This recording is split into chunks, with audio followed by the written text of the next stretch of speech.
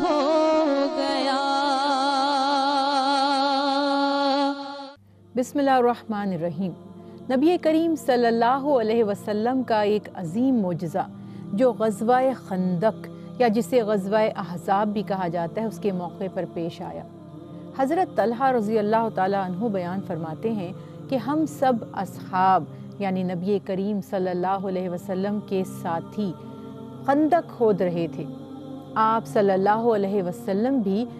इस दौरान उनके साथ खंदक खोदने में मसरूफ़ थे।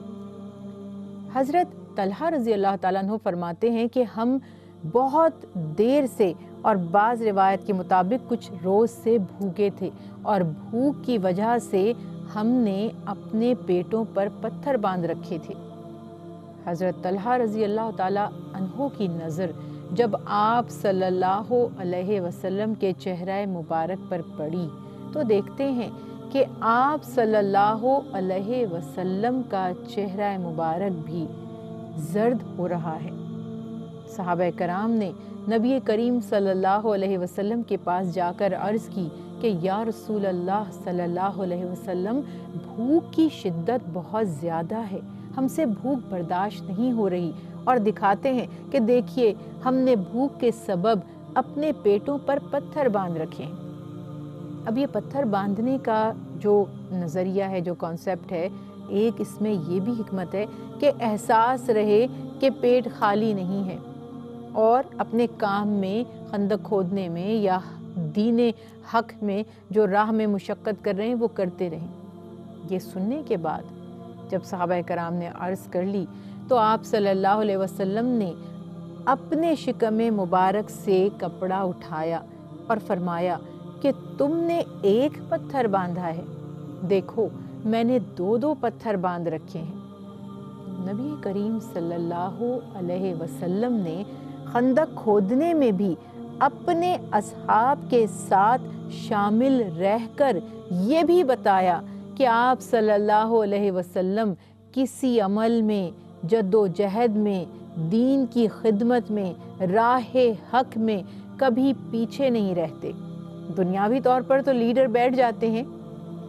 और आगे जो चेले होते हैं या सिपाही होते हैं या सबॉर्डिनेट और मातहत काम कर रहे होते हैं। मेरे नबी हज़रत मोहम्मद सल्लल्लाहु अलैहि वसल्लम ने ना तो ऐसा किया कि खुद अलग थलग होकर बैठ जाते, बल्कि खंदक खोदने में मसरूफ़ हैं, और ना ये कि खुद खाना खा लेते, अच्छे से अच्छा खाना तनावुल फरमा लेते, बल्कि ये दिखाया कि अमली तौर पर देखो मैं भी तुम्हारे साथ हूँ, ताकि आप सल्लल्लाहु अलैहि वसल्लम के वो जानसार साथी खुद को अल्लाह के हबीब से इस तरह अलग ना समझें। यही वजह थी कि नबी करीम सल्लल्लाहु अलैहि वसल्लम के साथी आप पर जान कुर्बान करने के लिए भी हर वक्त तैयार रहते थे। ये बात जब हो गई तो इतने में बाज़ रिवायात में है कि हज़रत जाबिर और बाज़ रिवायात में किसी और सहाबी का भी नाम है, मुख्तलिफ नामों से वाक़या बयान किया गया है। बहरहाल हम इस कौल को लेते हैं कि हज़रत जाबिर रज़ी अल्लाह ताला अन्हु आहिस्ता से रसूल अल्लाह सल्लल्लाहु अलैहि वसल्लम के करीब तशरीफ़ लाए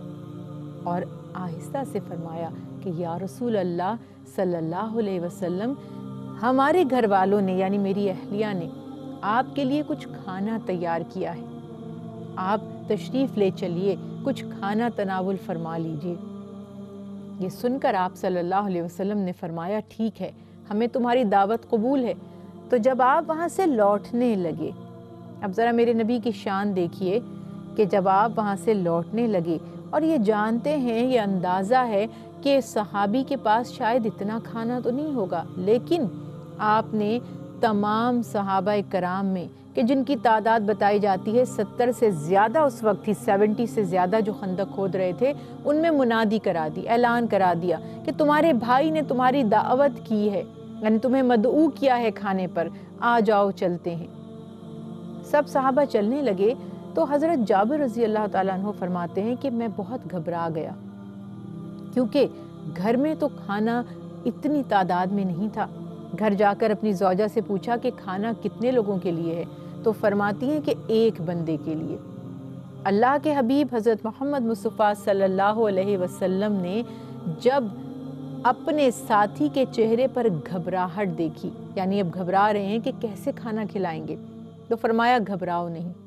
اور فرمایا کہ اپنے گھر والوں سے کہو کہ روٹی بنانے والی کوئی بلا لیں، یعنی کوئی کھانا بنانے میں مدد کرنے والی بلا لیں۔ حضرت جابر اور ان کی اہلیہ فرماتے ہیں کہ یا رسول اللہ صلی اللہ علیہ وسلم اتنا آٹا تو نہیں ہے، جتنا آٹا ہے ہم آرام سے خود ہی کھانا بنا لیں گے۔ آپ نے فرمایا نہیں، بلکہ بلا لو روٹی بنانے والی کو۔ اللہ کے حبیب کے حکم کے مطابق بلوایا گیا۔ آپ صلی اللہ علیہ وسلم نے فرمایا کہ اس آٹے پر کپڑا ڈھانک دو، اور آپ صلی اللہ علیہ وسلم نے اپنا دہن مبارک اس کے قریب کیا۔ پھر اسی طرح سالن جہاں پر رکھا ہوا تھا آپ تشریف لے گئے اور آپ نے اپنا دہن مبارک اس کے قریب کیا اور کچھ پڑھا، اللہ سے دعا بھی فرمائی، پڑھا بھی، اور بعض روایات میں ہے کہ اپنا دہن اس میں ڈالا یا اپنا لعاب دہن اس میں ڈالا، اور اس کے بعد فرمایا کہ اب تم کھانا پکاتے جاؤ، یعنی روٹیاں پکاتے جاؤ۔ راوی بیان کرتے ہیں کہ روٹیاں پکتی چلی گئیں۔ صحابہ کرام رضوان اللہ علیہم اجمعین بیان کرتے ہیں کہ ہم سب کھانا کھاتے چلے گئے، کھانا پکتا آ رہا ہے، روٹیاں بن کر آ رہی ہیں اور ہم کھاتے جا رہے ہیں، حتیٰ کہ 70 اصحاب نے تقریباً وہ کھانا شکم سیر ہو کر، جسے کہتے ہیں نا، پیٹ بھر کر کھا لیا۔ حضرت جابر رضی اللہ تعالیٰ عنہ فرماتے ہیں کہ صحابہ کرام کھانا کھا کر واپس لوٹ گئے تو بعد میں ہم نے دیکھا کہ جتنا آٹا ہم نے گوندھا تھا اور جتنا سالن ہم نے بنایا تھا وہ اتنا تھا، اس میں کمی نہیں ہوئی۔ سبحان اللہ، یہ ہے نبی کریم صلی اللہ علیہ وسلم کی شان، یہ ہے آپ کا معجزہ۔ یہاں یہ بات بھی وضاحت طلب ہے کہ جب اللہ نے چاہا اپنے حبیب کو معجزہ عطا فرمایا، اللہ کے حبیب نے اپنے اصحاب، اپنے پیارے ساتھیوں کو وہ معجزات دکھائے جب ان کے ایمان میں اضافے کی ضرورت ہے، جب ان کی دلجوئی کی ضرورت ہے، ایسا بھی کیا گیا۔ اور اگر شعب ابی طالب کو دیکھیں، جب کفار نے محاصرہ کر دیا تھا تو 3 سال وہاں بھی گزارے، بڑی مشقت اٹھائی، تکلیف اٹھائی، وہاں بھی اللہ کی حکمت ہے، ان کی تربیت کرنی ہے، تمام صحابہ کرام کی تربیت کرنی ہے، انہیں ایثار سکھانا ہے، انہیں صبر کی دعوت دینی ہے، انہیں بتانا ہے کہ یہ شہادت گہے الفت میں قدم رکھنا ہے۔ لوگ آسان سمجھتے ہیں مسلمان ہونا، کہ جب اللہ تعالیٰ آزمائشوں میں ڈالتا ہے تبھی کھرے اور کھوٹے کی پہچان ہوتی ہے۔ آسانیوں کے ساتھ تو سبھی ہوتے ہیں، اگر مشکل نہ آئے، اگر فاقے نہ آئیں، اگر شکست نہ ہو، اگر زخم نہ آئیں، اگر شہادت نہ ہو، تو منافق بھی اسلام کا دائرہ کبھی نہیں چھوڑے گا، اسی میں رہے گا۔ یہ آزمائشیں ہیں جو مومن اور منافق کو الگ کرتی ہیں۔ اللہ ہمیں بھی آزمائشوں پر ثابت قدم رہنے والا بنائے اور ان آزمائشوں سے بچائے رکھے جن میں پورا اترنے کی ہم میں استطاعت نہیں ہے۔ موجزہ میرے نبی کا کہہ دیا